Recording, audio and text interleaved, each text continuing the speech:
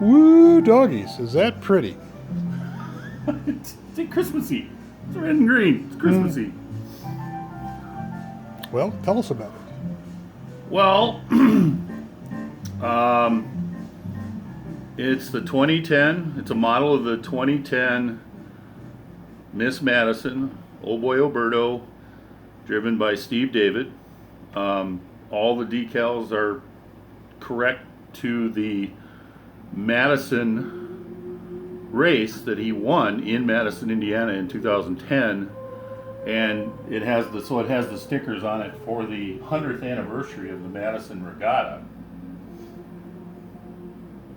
Because, as you well know from seeing the movie, boat racing in this country kind of started on the Ohio River.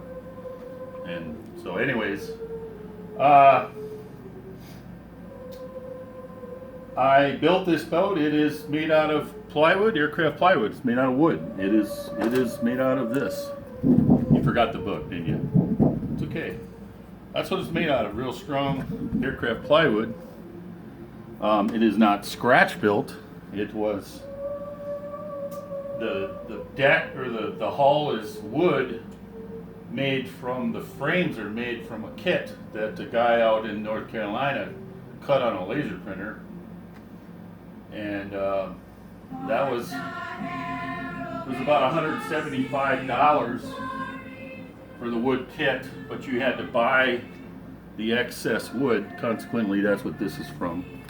So I had to buy the excessive wood aside from the kits. Now, I call this boat, to my boat racing friends, I call it a mutt, meaning that it's not all one boat. Mike Lusick makes the kit. RC Boat Company out of Florida, Orlando, Florida, makes the cowl, which is a fiberglass cowl. And this section back here. The dummy engine is made by a 3D printed kid out in Washington State. My good friend Phil Thomas, who makes epoxy glass boats, made the wings for the rear here, this whole piece, and the front, which I had to modify. It's all functional. The rear wing is adjustable with different settings, different screw settings. I can change the incident angle on the rear wing and also on the front canard. I made brackets that are adjustable so I can loosen a couple bolts and then the front wing can change configuration. Lifting lugs, kind of an interesting story. I was in the hardware store, found mirror hangers, and I looked and just looking at them, I went, "Oh my God, that's a lifting lug!" So that's what those are back here. These are scaled to the front. They were actually carbon fiber, or they're black and they look like carbon fiber. They probably are titanium, but at any rate, these are the front lifting lugs.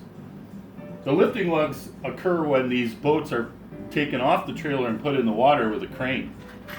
They hook up to the lifting lugs and a crane lifts them up, takes them over and drops them down in the water. This piece here I made last night from photos. Trying to get it just right was interesting. I'm not quite sure I got it exactly right. I think it probably doesn't start this far forward. However, I had to fasten it some way. I fastened it with some very high tensile strength Scotch double face tape. It's invisible tape.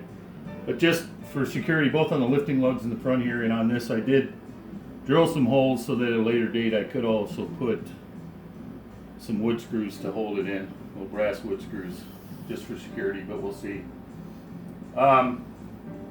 The main cowl back here is held on with very high-powered magnets. Before we go any further, here's another added detail, which actually I just finished before you got here. I repurposed a decorative necklace, I think I was telling you about this on the phone, for an LED light so that I could do this.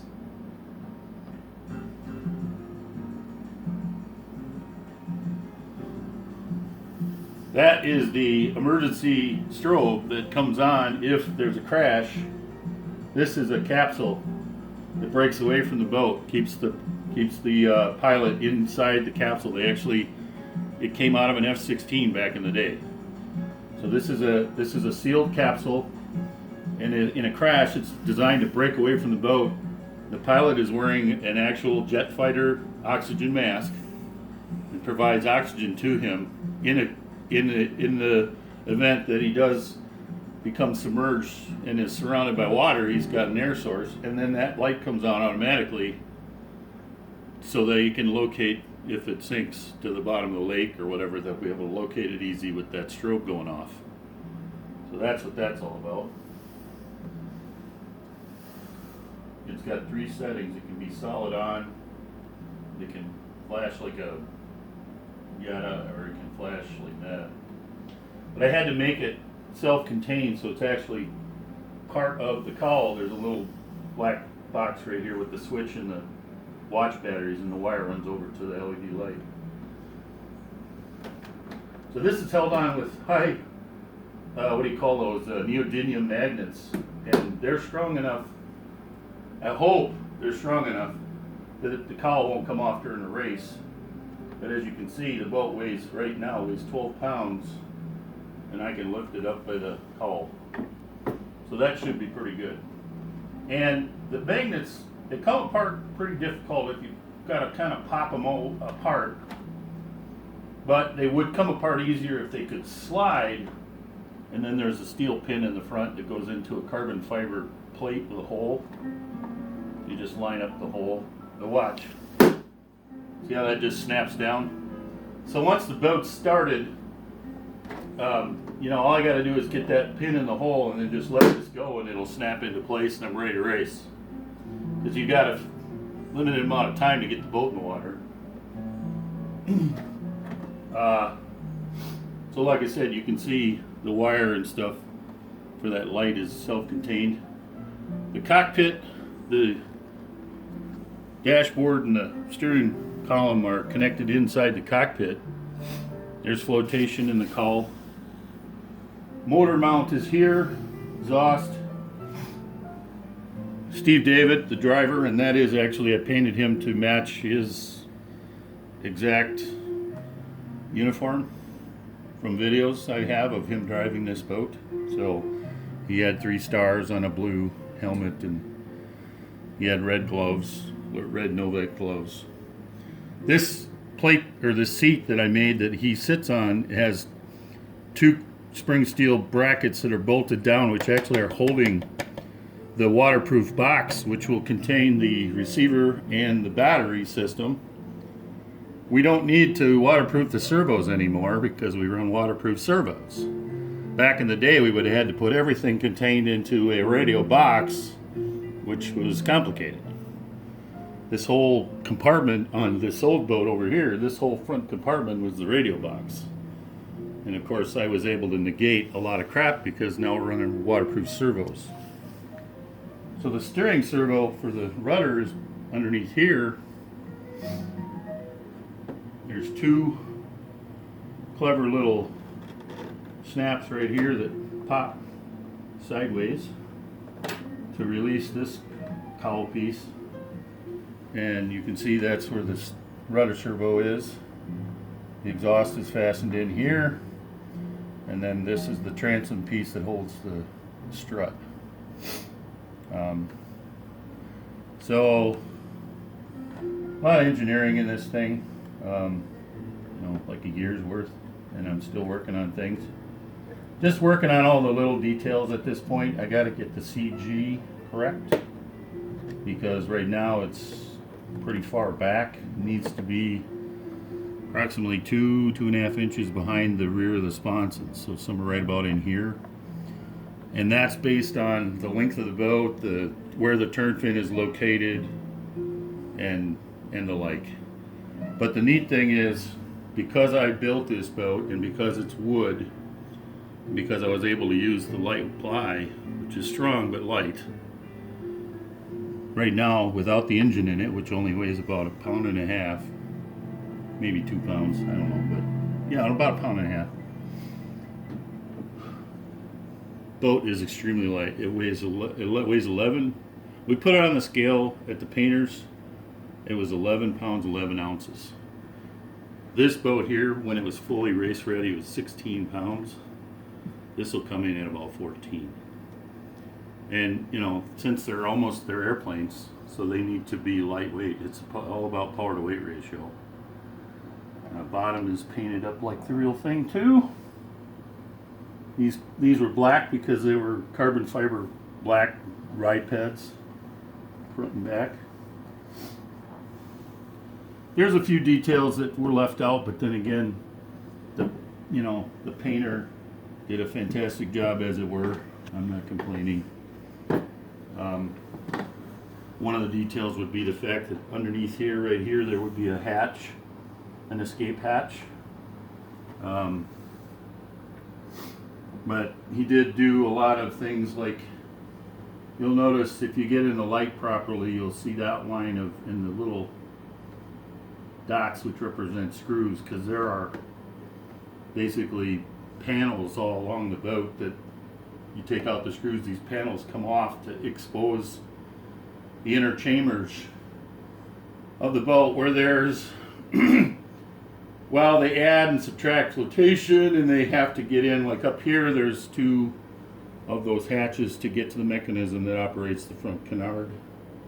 On the real boat, this canard moves on the fly because the pilot driver has a foot pedal, and he can change the incidence of the front canard based on what the boat's doing. If the boat starts to get loose, he can crank the canard up, create a little more downforce on the front end. So you're wondering, this plastic thing right here, that's just basically, they call it a splash guard, because, and this boat is opposite. It's built opposite of the real boat. So that's one thing I should tell you, that because we drive our boat based on the rotation of our engine and propeller, we drive our boat counter or clockwise around the course. So we're turning right. The real boats are turning left. So this would be, the whole boat would be offset the other direction. And if you notice, this sponson is a little bit wider than this one, because this is the sponson that's going into the turn. So the boat wants to tip to the direction of the turn, so this sponson is slightly wider. Back in the day, they offset the center section, but they changed it on this boat. But you'll notice that there's an offset in the tunnel here and in the back, which is kind of wild. But this is just a splash guard, because as the boat is starting and as it's going into a turn, spray hits the front sponson here, and what they found was it was spraying across and getting up and hitting the windshield, and basically you lose vision. The driver would lose vision. Be like going through a car wash. Mm-hmm. And when you're going 180 miles an hour, you don't want to lose vision. You want to be conscious of where you are all the time. So they put these plastic splash guard on here, so any water coming up would be deflected away from the canopy. What else can I tell you? There's opportunities for me to put weight up underneath this tray. I can probably put weight up here to change, get the CG adjusted. And again, the actual nitro motor that runs it is here. And there's two custom-made stainless steel tanks, fuel tanks, that are about 20 ounces apiece. So I got plenty of fuel that are actually buried here and here. And a friend of mine goes, "Oh, that's great. What if they leak? How are you going to get them out of there?" I said, "They're not going to leak. Because I know the man who made them has been making tanks for more than 20 some odd years. And he pressure tests his tanks, and they're not going to leak. And if they do, all I'd have to do is basically take the motor mounts out, and then I could weasel them out, because they're not the full size of the compartment here. They're in here and they're held in by foam, so they aren't big enough to the point where I could get them out of there if I had to. But I've used that in plenty of other boats. Like this boat has a stainless steel tank buried up in the hull here, and this boat had I don't know. This boat had plastic tanks on both sides, which were conveniently stowed. But anyways, there it is. It's been quite a journey, and this is, like I said, this is my dream boat. So a lot of my friends who've seen it are like, "You're not really going to race that, are you?" Because it's so beautiful. And I'm going, well, guess what? Yes, I am. And if you're out front all the time, you don't have to worry about it. I'm really hoping that I'll be out front all the time.